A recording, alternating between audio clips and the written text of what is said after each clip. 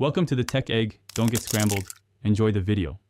In this video, I will show how to change time in a BMW 5 Series. First, locate the iDrive controller in your center console.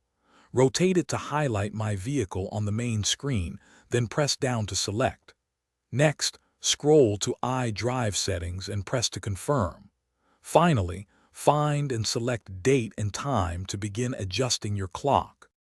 Now, to manually set the time, you'll first need to disable the automatic time setting feature. This ensures your changes aren't overwritten. Once deselected, use the iDrive controller to carefully adjust the hours and then the minutes.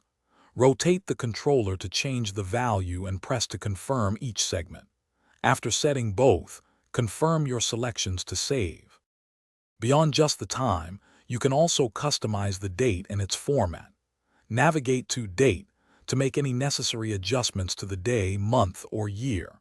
Additionally, you can select Time Format to switch between a 12-hour or 24-hour clock display.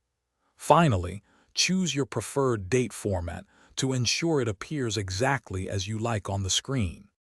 For ultimate convenience, you can re-enable automatic time setting.